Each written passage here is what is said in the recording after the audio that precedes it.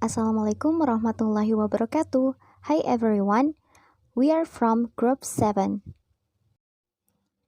and we will deliver a presentation about informal fallacies. Di sini kita akan membahas beberapa materi. Yang pertama yaitu fallacies involving unwarranted, dan di sini ada 7 submateri yang akan kita bahas. Yang pertama yaitu begging the question, inappropriate appeal to authority, loaded question, false dilemma, questionable case, slippery slope, and naturalistic fallacy.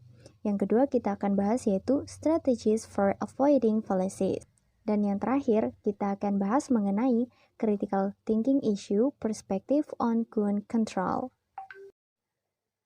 Oke, pertama kita akan membahas fallacy involving unwarranted assumption. Apa sih itu? Ini adalah sebuah kekeliruan yang melibatkan asumsi yang tidak beralasan terjadi ketika argumen menyertakan asumsi yang tidak didukung oleh bukti. Karena asumsi yang tidak beralasan tidak dapat dibenarkan, hal itu melemahkan argumen. Kekeliruan yang melibatkan asumsi yang tidak beralasan termasuk begging the question, inappropriate appeal to authority, loaded question, false dilemma, questionable case, slippery slope, and the naturalistic fallacy. Begging the question. Apa sih itu begging the question? Ini adalah argumen yang kesimpulannya hanya penyusun ulang premis. Dengan membuat kesimpulan sama dengan premis, kami berasumsi bahwa kesimpulan itu benar daripada menawarkan bukti untuk itu. Nah, kesalahan ini juga dikenal sebagai penalaran melingkar, karena dalam hal ini mereka menyampaikan kesimpulan di awal premis sebagai pendukung. Ini adalah jenis kekeliruan informal yang secara logis valid tetapi tidak persuasif karena gagal membuktikan apapun selain apa yang diasumsikan. For example, untuk contohnya yaitu hukuman mati salah karena tidak bermoral dengan menjatuhkan hukuman mati sebagai hukuman atas suatu kejahatan. Nah, ini adalah jenis kekeliruan yang terkadang sulit dikenali. Pada pandangan pertama, orang tersebut mungkin tampak seperti sedang berargumen. Namun, pada evaluasi yang lebih dekat, menjadi jelas bahwa tampaknya hanya demikian karena kesimpulan dan premisnya pada dasarnya mengatakan hal yang sama. Inappropriate appeal to authority. Nah, ini adalah fallacy yang argumentasinya terlihat atau dirasa benar hanya karena seorang ahli mengatakan bahwa argumen itu benar. Contohnya di sini yaitu, pendeta saya berkata bahwa rekayasa genetika tidak aman. Oleh karena itu, semua eksperimen di bidang ini harus dihentikan. Apa yang dikatakan pada argumen tersebut adalah sebuah logika fallacy, karena tidak menyampaikan sebab dari kebenaran pendapat tersebut, melainkan hanya berlindung di balik otoritas seorang pendeta. Hanya karena pendeta yang mengatakan bahwa rekayasa genetika tidak aman, mereka menyimpulkan bahwa eksperimen harus dihentikan. Padahal pendeta ini belum tentu benar, karena dia pun tidak ahli dalam bidang tersebut. Loaded question. Loaded question adalah kesalahan pertanyaan yang dimuat mengasumsikan jawaban tertentu untuk pertanyaan lain yang belum ditanyakan. Kekeliruan ini terkadang digunakan di pengadilan ketika seorang pengacara menuntut jawaban ya atau tidak untuk pertanyaan seperti pada contoh berikut ini. Apakah kamu sudah berhenti memukuli pacar kamu? Dalam pertanyaan ini memuat asumsi yang tidak beralasan bahwa Anda telah menjawab ya untuk pertanyaan sebelumnya yang tidak diajukan. Apakah Anda memukuli pacar Anda? Jika Anda tidak memukuli pacar Anda dan menjawab tidak untuk pertanyaan itu, tampaknya Anda masih memukuli dia. Sebaliknya, jika Anda menjawab ya, itu berarti Anda pernah memukulinya. Oke, selanjutnya yaitu false dilemma. Kekeliruan dari dilema palsu mengurangi respon terhadap masalah kompleks terhadap salah satu atau pilihan. Dengan melakukan itu, kekeliruan ini berpolarasi berdiri pada masalah dan mengabaikan kesamaan atau solusi lainnya. Keterampilan berpikir kritis yang buruk dan kecenderungan untuk melihat dunia hitam dan putih membuat kita lebih mungkin jatuh ke dalam kekeliruan ini. Penggunaan kebiasaan dan kekeliruan ini membatasi kemampuan kita untuk datang dengan solusi kreatif untuk masalah dalam kehidupan pribadi kita. Untuk menghindari kesalahan dari dilema yang salah, harus berhati-hati dengan satu atau pertanyaan yang menempatkan Anda di tempat. Jika tidak keduanya, alternatif memuaskan, yang terbaik adalah meninggalkan tanggapan kekosongan atau centang saya tidak tahu jika opsi itu ditawarkan. Selanjutnya yaitu questionable cause.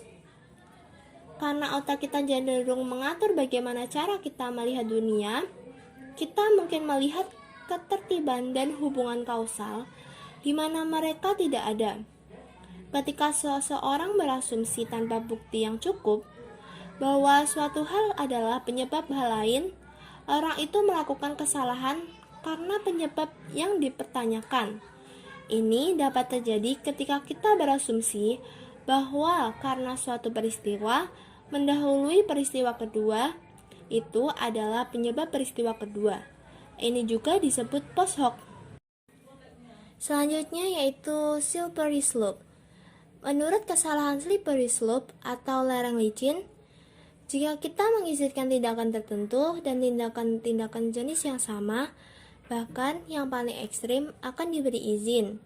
Mengekspresikan keprihatinan bahwa sesuatu akan lepas kendali tidak selalu keliru.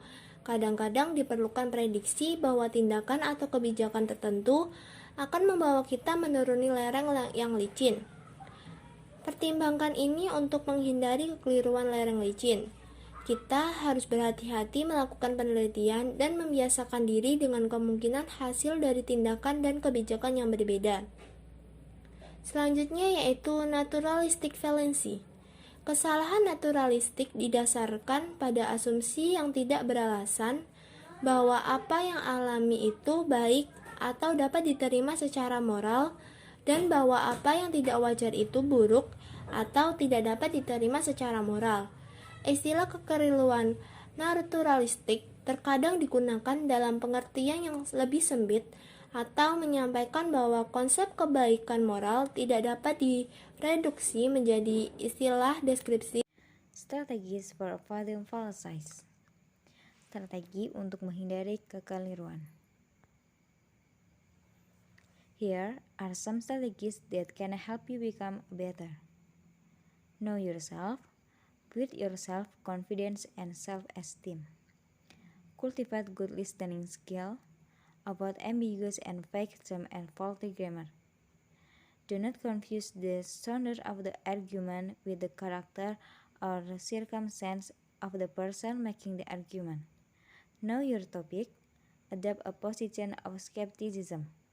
Watch your body language. Don't be set on winning. Berikut strategi untuk menghindari kekeliruan yaitu yang pertama, kenali diri Anda. Bangun kepercayaan diri dan harga diri, kembangkan kemampuan mendengarkan, hindari istilah yang ambigu dan tidak jelas serta tata bahasa yang baik dan jangan mengacaukan suara argumen orang lain. Ketahui topik Anda, perhatikan bahasa tubuh, dan jangan terpaku untuk menang. Perspective on gun control. Perspektif tentang pengendalian senjata. Amerika Serikat memiliki lebih banyak senjata per orang, rata-rata 1,3 senjata untuk setiap orang Amerika dibandingkan negara lain manapun di dunia. Amerika Serikat juga memiliki tingkat pembunuhan yang lebih tinggi senjata daripada negara maju lainnya. Tingkat pembunuhan senjata di Amerika Serikat pada tahun 2015 adalah 10,6 per 100.000 orang dibandingkan dengan 2,2 di Kanada, 1,7 di Norwegia, dan 0,06 di Jepang. Selain itu, hampir setengah dari penembakan massal di seluruh dunia terjadi di Amerika Serikat. 2015,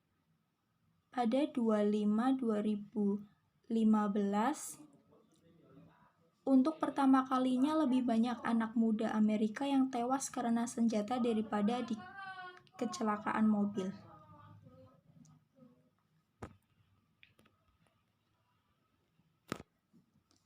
Sejak 2010, telah terjadi lebih dari 100 penembakan di sekolah yang mengakibatkan kematian.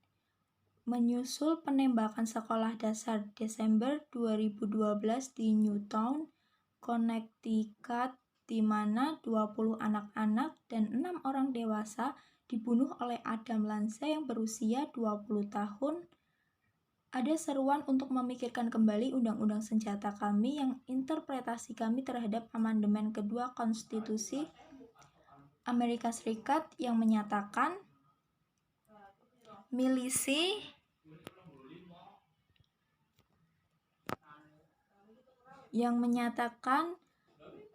yang diatur dengan baik yang diperlukan untuk keamanan negara yang bebas, hak rakyat untuk memiliki dan memegang senjata tidak akan dilanggar. National Rifle Association atau NRA menanggapi penembakan sekolah dengan menyerukan penjaga bersenjata di sekolah. Sementara yang lain berpendapat bahwa lebih banyak senjata dapat digunakan oleh anak-anak kita, resiko yang lebih besar. Sementara, sebagian besar negara menanggapi penembakan massal dengan mengencangkan senjata kontrol hukum.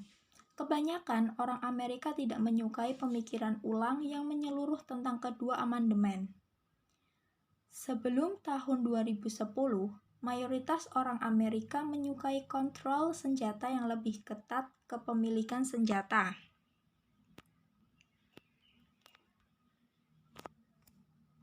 Namun, sejak 2010, orang Amerika telah terbagi secara merata. Yang lebih penting, melindungi hak untuk memiliki senjata atau mengontrol kepemilikan senjata.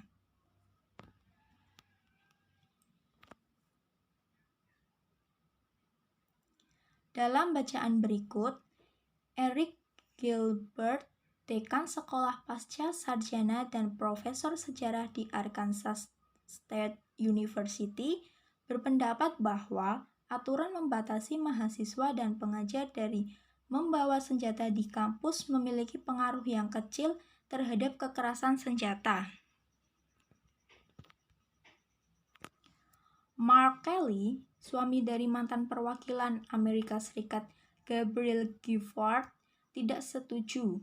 Dia berpendapat bahwa kita membutuhkan undang-undang kontrol senjata yang lebih ketat untuk mengurangi kekerasan senjata. Okay, thank you. Thanks for enough.